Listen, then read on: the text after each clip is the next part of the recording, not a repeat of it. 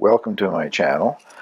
This is an indication of some of the things that I cover on a regular basis in my videos. If you haven't already subscribed, please feel free to do so, and don't forget to click the little bell so that you'll get notified of future videos. Please feel free to share my videos on your social media, and I hope you enjoy the video which follows. Well, I'm going to be making some black currant jam, which I think is still my favorite jam. I picked these probably 2 weeks ago and knew I was going to be too busy and couldn't do anything with them then, so I froze them. They've been out of the freezer now for a few hours, but they're still quite frosty, and I'm going to start them cooking anyway. When I made my Hascap jam, if you saw that video, and also I guess a couple of videos ago, I tasted it. And I really like the stuff. I don't like the Hascaps, but they make an excellent jam, so I will be continuing to pick them in the future. I made them using what I call the old-fashioned method, no pectin added, just sugar and the berries. I'm going to do something very similar. I'm doing the same thing. The only extra addition with the recipe that I'm using adds some lemon juice. I'll put a link to the recipe down below. And it is for 4 cups of black currants. And I have enough here to make 3.5 of those batches. So I won't tell you the measurements. I just calculated the measurements out. I will try to continue referring to the 4 cups one. And you can do the same thing I'm doing. If you have more, you just multiply and divide and get what you're supposed to be using, I guess. After I made my Hascap jam, I broke the thermometer that I use. It's a candy thermometer, but it registers the right temperature, 220 degrees, and your jam will set. If you watch the video when I opened that, I said I thought it was a bit looser than I'd like to see it. Well, that was just the very top. Down through the rest of the bottle is just the way I like to see jam, not solid, but easily spreadable. And to replace that thermometer, I've broken down and bought one of these things that you just point. It says that the surface of that is 22.5 Fahrenheit. Celsius, that's minus 5.3. Which is probably quite accurate because they are, as I say, they're still frozen, or a lot of them are still frozen.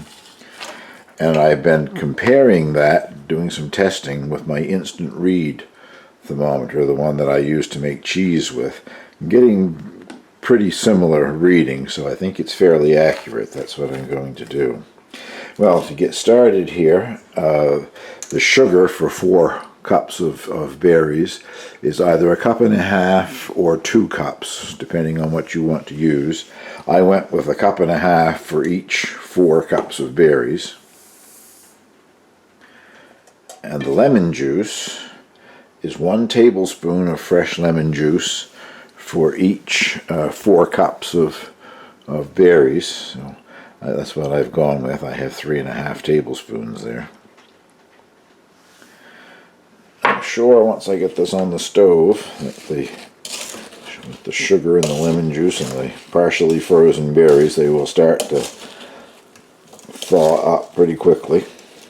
I won't start them at too high a heat because I don't want anything to burn to the bottom. But let's get this going on the stove. Well, I have it on the lowest heat. As I said, I don't want it to scorch on the bottom, but as you can see, that is starting to cause them to defrost faster. I guess I didn't mention that 4 cups of the berries, with the 1.5 cups of added sugar or whatever, should make 2 pint jars. So in theory I have enough here for 7 pint jars. I've sterilized 7 jars. If I get less, there's no problem. If I get a little more, I will refrigerate whatever's left over rather than sterilizing another jar. I'll bring you back when I get this completely thawed out. Well, I've got a lot of things happening here now. I have a saucepan on with the lids, heating them and sterilizing them, softening the rubber around the rim. You get a better seal. And I have my canner on half full of water so that I can put them in a hot water canning bath. And now they are coming, it is warming up. They're about 80 degrees or so there now. And I want the spoon to go down in there. You just take a potato masher and mash some of them, as many as you can, by going up and down in it a few times. It isn't necessary to mash them all. They'll pop anyway once they start to boil, but the recipe recommends that you break some of them up, so it gives you more juice almost immediately.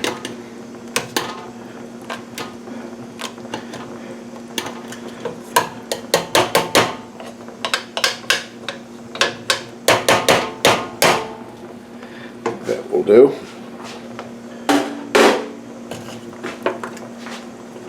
Yeah, that made it a lot more liquidy, if that's a word. Now I'll test with my gun here. Now they've gone up to 109 Fahrenheit. So, what is that Celsius? 43 Celsius. So we got quite a ways to go yet before they boil, but I'm sure they're all thawed up now and shouldn't take that much longer.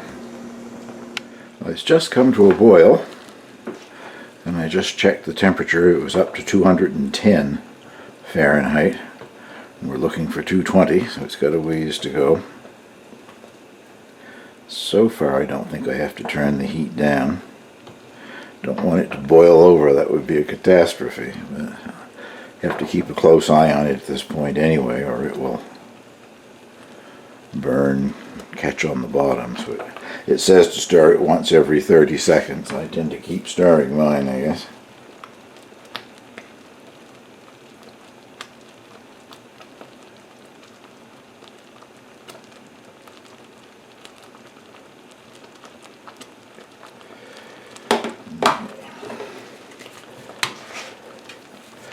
Doing some comparisons here with my different thermometers.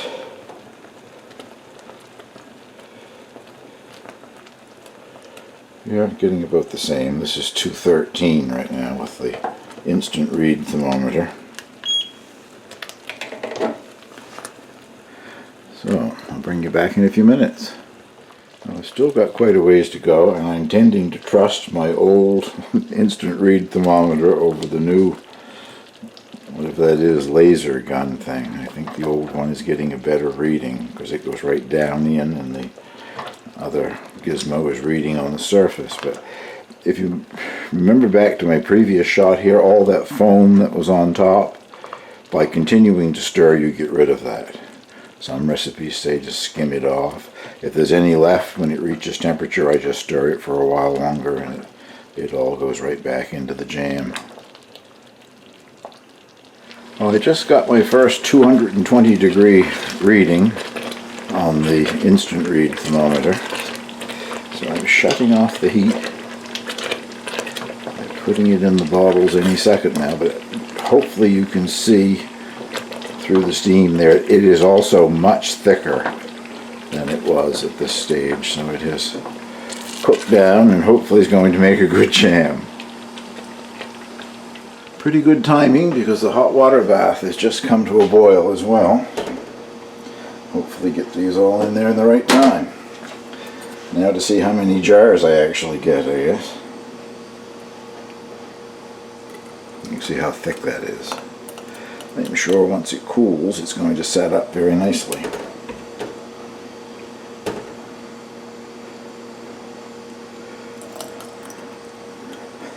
Paper towels under it because I always make a mess. And this stuff is very sticky.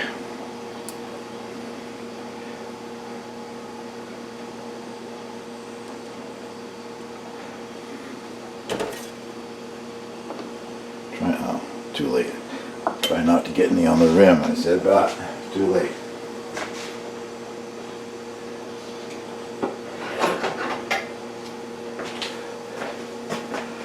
Forgot to bring over my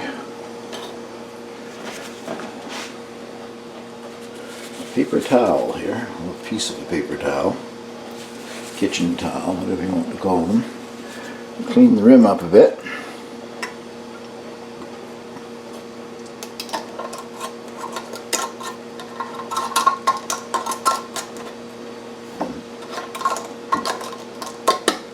That's better.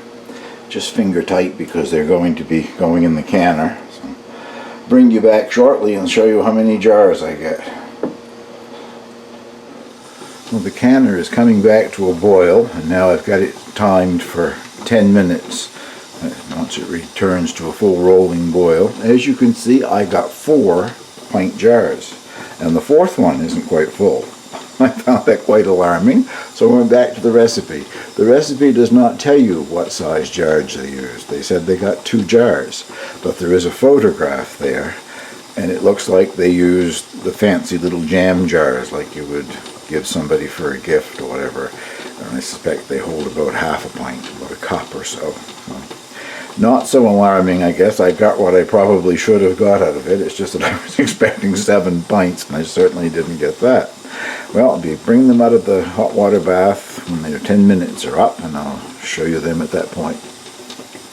Well, they've been out of the hot water bath for a few minutes, and one of them just popped when it sealed. Of course, won't do that again, will they, when I've got the camera actually rolling. Well, there goes one. This one is the one that's, well, more than 3/4 full. It's down about 10% or so of where it should be. So that's the one that I will open first when I open these. I guess I'm going to have to do a taste testing video maybe of all the things that I'm making this fall, because I keep telling people I will show them what it's like when it's finished. So maybe I'll put together a short video one of these days and try a lot of these things. Well, I'm very pleased with the result. I think I got just about what I was supposed to get. It's just that I didn't understand what kind of jars they were using. Thank you very much for watching. I hope you give this a try.